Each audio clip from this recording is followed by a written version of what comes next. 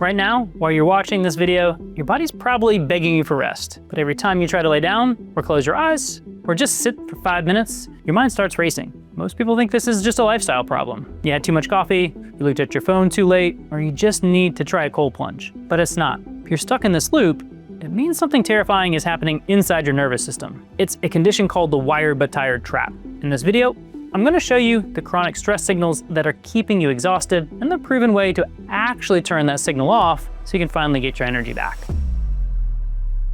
When people hit a wall, the standard advice is always the same. Magnesium glycinate, cold plunges, breath work, no caffeine afternoon. And I'm not dismissing any of that. Some of it generally supports your biology, but none of it fixes the underlying pattern that is creating the wired but tired trap in the first place. For example, magnesium helps regulate cortisol and supports the inhibitory neurotransmitters that calm your nervous system down. But it's working on the chemical layer of your brain, and the chemical layer is downstream of something deeper. Cold exposure is a better example of where this gets complicated. When you get into cold water, your body triggers a survival response that creates a significant surge of norepinephrine, sometimes up to 300% above baseline. That norepinephrine lifts your mood, sharpens your focus, and gives you a real sense of energy and clarity. And unlike caffeine, that effect does last. And norepinephrine elevation from cold exposure can persist for several hours after you get out. So why doesn't it fix the wired but tired trap? Because norepinephrine is a stimulant. It's activating. And the wired but tired trap is not a problem of too little activation. It's a problem of autonomic nervous system that has lost its ability to shift out of activation. Cold exposure gives you more energy inside a system that cannot regulate itself. It does not retrain the system. So when the norepinephrine fades, your nervous system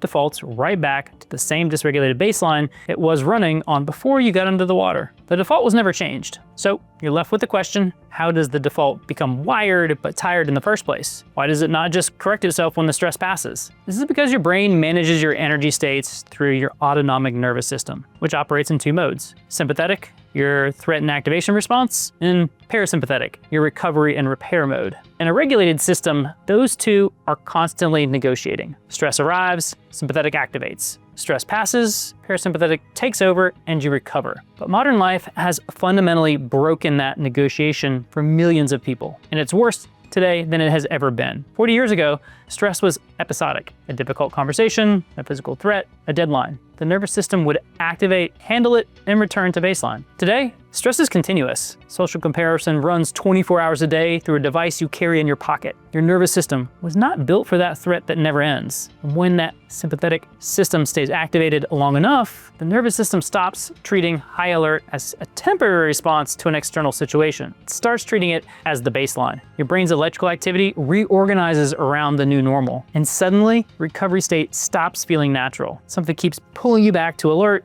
even when there is nothing to be alert about. This is the trap. And it's not due to a bad habit or lack of discipline. It's due to the nervous system that has been conditioned and the electrical level of your brain to treat the existing hyperactivity at home. And this is why nothing you do on the surface touches it, because the pattern is not running in your habits or your chemistry. It's running in the electrical architecture of your brain itself. See, your brain runs on electricity. Every thought, every emotion, every state of alert or calm you've ever experienced was produced by neurons firing into patterns. And those patterns have a frequency measured in hertz that changes depending on what your brain is doing at any given moment. For example, when you're in a meeting or feeling anxious, your brain is producing beta waves. These are the high frequency electrical activity between 13 and 30 hertz. Running in beta burns through your mental and physical resources faster than any other state. It's designed to be temporary, your brain's version of a sprint, not a marathon. As the day unwinds, a healthy brain starts downshifting. Beta gives way to alpha waves, which are slower, around 8 to 12 hertz. This is a state of relaxed awareness. Then, as you move towards sleep, alpha transitions into theta, which are slower still, between 4 to 8 hertz. Theta is where real restoration begins. It's the frequency of deep relaxation, early sleep, and mental quiet that actually allows your brain to recover overnight. Your brain follows this sequence of a regulated nervous system every single day. The problem is that in a wired but tired state, that sequence breaks. You see, your autonomic nervous system operates in those two models that we talked about: sympathetic, which is your threat response, your accelerator, and parasympathetic, your recovery mode. In a healthy system, these two are always negotiating. Stress arrives, the sympathetic activates. Stress passes, the parasympathetic takes over, and you actually recover. But when you're in a chronic stress, the sympathetic overdrive maintains elevated beta activity until the moment you're trying to fall asleep. The brain never gets the signal to downshift. And this is why you can lie in bed for hours and still feel mentally alert, and why your thoughts keep moving even when your eyes are closed. The longer it runs, the more the brain treats the state as normal. Your nervous system is adaptive. It's always learning from your current pattern and reinforcing it. So a brain that has spent months or years in high frequency overdrive starts to treat beta as its resting baseline. The downshift to alpha and theta become harder. The brain resists in the way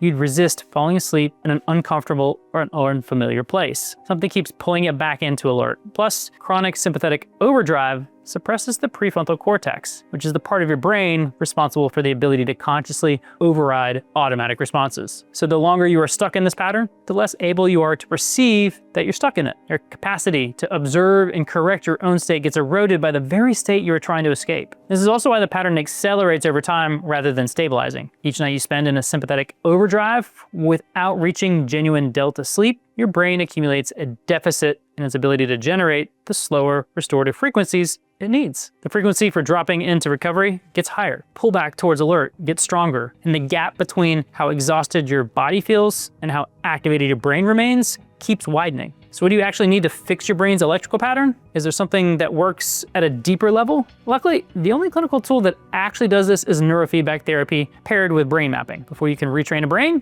you need to see which regions are overactivated, which are underactivated, and where the excess beta is concentrated, and how different areas of the brain are communicating with each other. Because wired but tired doesn't look exactly the same in every person. In one person, the overdrive might be concentrated in the frontal lobe, driving obsessive thinking and an inability to mentally let go. In another, it might show up in the sensory regions, keeping the body in a low-grade state of physical tension and hypervigilance. Without mapping at first, any intervention is essentially guessing. And brain mapping resolves this. It reads the electrical activity across the brain in real time, producing a detailed map that shows exactly what your brain is doing at rest, under cognitive load, and during different states. Then, the neurofeedback translates that data into a signal, usually something visual or auditory, like a screen that brightens when your brain moves in the right direction and dims when it doesn't. Your brain receives that feedback and begins to self-correct. Because the brain is fundamentally a pattern recognition and optimization system. When it gets real-time information about its own activity, it learns.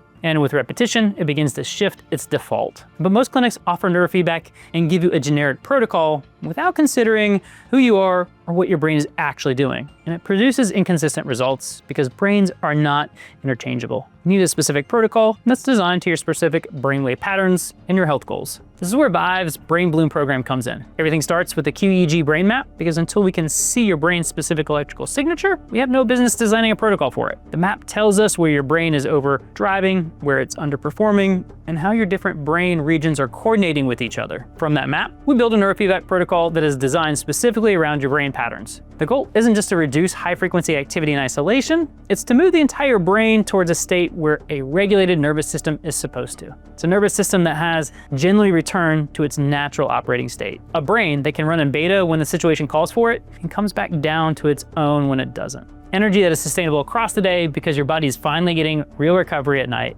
A baseline that doesn't require constant management because the pattern underneath has actually changed. This is how you get out of the wired but always tired trap and bring your brain back energy. If you've been living in that wired but tired state for several months, I want you to know this: it's not permanent and it's not your fault. Your brain adapted to circumstances that would dysregulate anyone, and it can adapt again in the right direction when it's given the right input. If you want to understand what your brain's electrical signature actually looks like and what it could take to bring it back into balance, the link is in the description below.